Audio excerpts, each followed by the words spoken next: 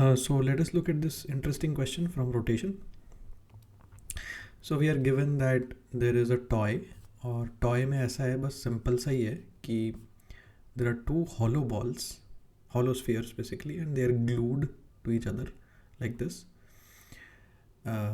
And inside the lower ball there is a small block which is glued, right? और तीनों objects को मिला के एक रिजिड बॉडी बनाती है basically. All three of them are rigidly attached, so all three of them together make one rigid body. और इसको लोड बोला जा रहा है जो नीचे वाला ब्लॉक है, और इस लोड को हम ऑब्वियसली पॉइंट मास कंसिडर करेंगे. Now this is an equilibrium position obviously, and like दोनों बॉल्स का और लोड का कुछ मास होगा डेफिनेटली. लोड का मास में एक्चुअली गिवन है, राइट, और दोनों बॉल्स का रेडियस हमें गिवन है.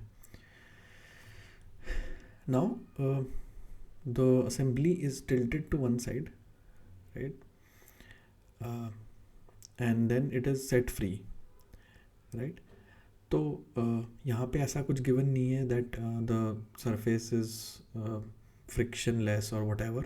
तो I am assuming that rolling without slipping होने वाली है on the bottom most surface, which is the most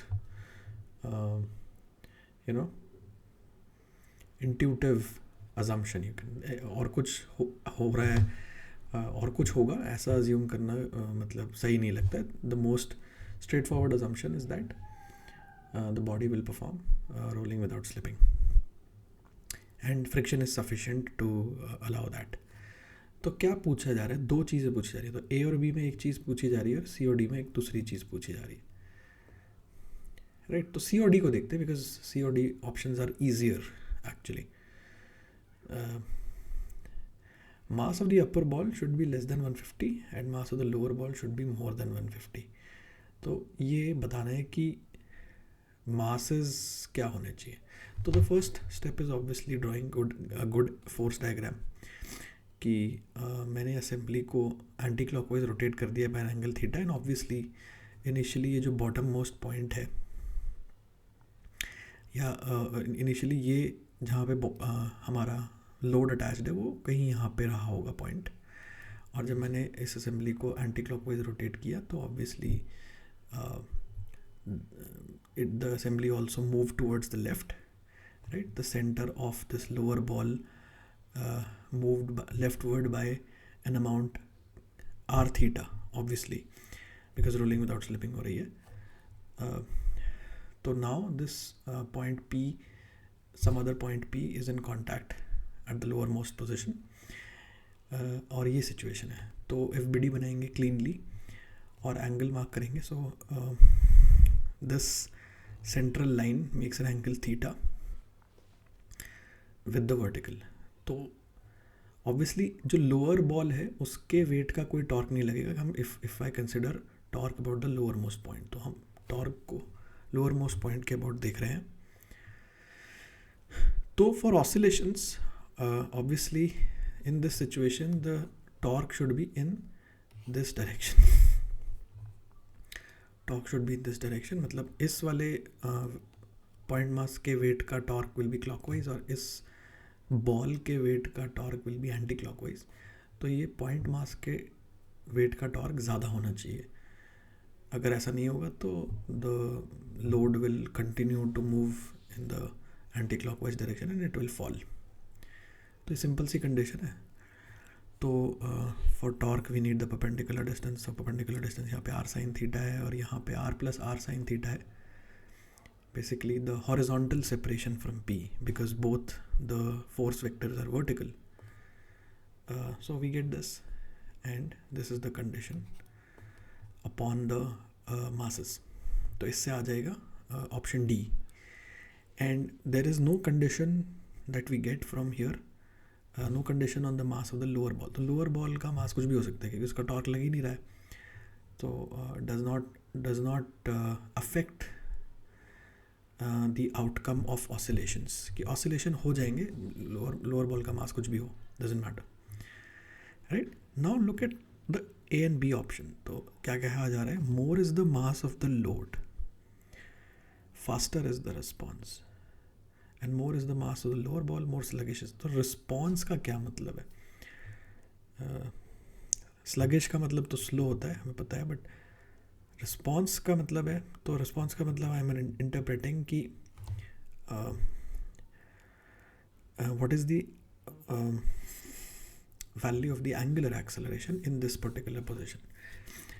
तो obviously as the assembly rotates back, तो हर किसी वैल्यू ऑफ थीटा पे एक एंगुलर एक्सेलरेशन होगा अल्फा, बट किसी भी पर्टिकुलर वैल्यू ऑफ थीटा पे क्या वैल्यू होती है अल्फा की, दैट विल डिपेंड ऑन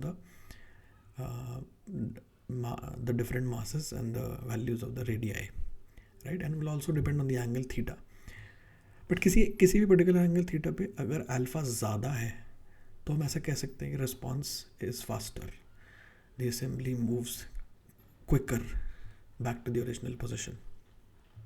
तो that is what I am saying कि अल्फा को देख के कर सकते हैं। तो tau equal to I alpha होगा, और इसको हम obviously instantaneous centre of rotation P के अबाउट लगा रहे हैं, तो we are applying it about P. तो first I have written the moment of inertia of the entire assembly about P. तो इस वाले बॉल के लिए पैरेलल एक्सिस थ्योरम लगाया, तो स्फीयर का about it's central axis is this, plus mass into जो डिस्टेंस है। तो यहाँ से डिस्टेंस कैसे लिखा है, तो ये you should be able to do this on your own. तो मैंने ये हॉरिजॉन्टल डिस्टेंस लिखा पहले और फिर वर्टिकल डिस्टेंस लिखा और दोनों को स्क्वायर करके ऐड कर दिया। For the lower ball it is simple कि एक्सेस को यहाँ से यहाँ शिफ्ट करना है, तो again by parallel axis theorem I get this, and for the point mass I get this. तो बेसिकली मैंने मोमेंट ऑफ इनर्शिया लिख लिया है, फिर मैं टॉर्क लिख लेता हूँ। टॉर्क वही है जो इस पार्ट यहाँ पे किया था मैंने, कि ये क्लॉकवाइज टॉर्क है, ये एंटी क्लॉकवाइज टॉर्क है, तो दोनों को सब्ट्रैक्ट करके net torque is this in the clockwise direction. So this is the net torque.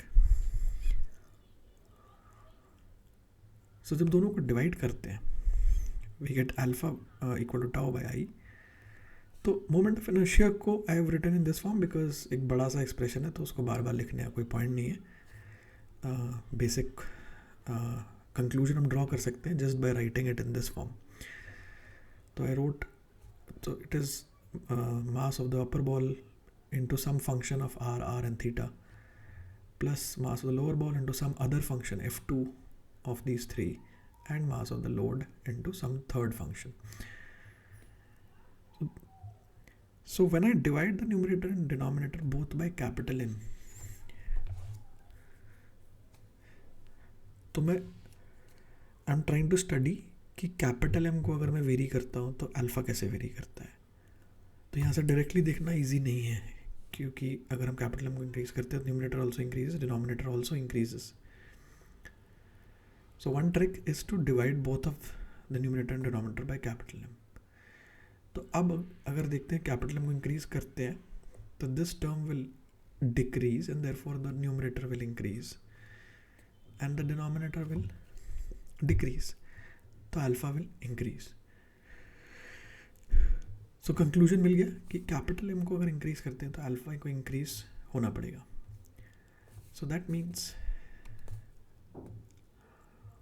That A option is correct, right. D option तो ऑलरेडी करेक्ट था, ए ऑप्शन इज करेक्ट कि load का मास बढ़ा दिया आपने, कैपिटल एम को बढ़ा दिया आपने, तो the response is faster, alpha is greater. That's easy to see. And more is the mass of the lower ball, more sluggish is the response, B option है। तो लोअर बॉल के मास को change करने से क्या होगा, लोअर बॉल का मास क्या है, एम नॉट। तो यहाँ से डायरेक्टली देख सकते हैं कि अगर एम नॉट को इंक्रीज करेंगे तो alpha will decrease, and therefore it's correct कि if m naught is increased, alpha decreases. तो B option is also correct. तो correct options क्या है, A, B and D. So this is a good question to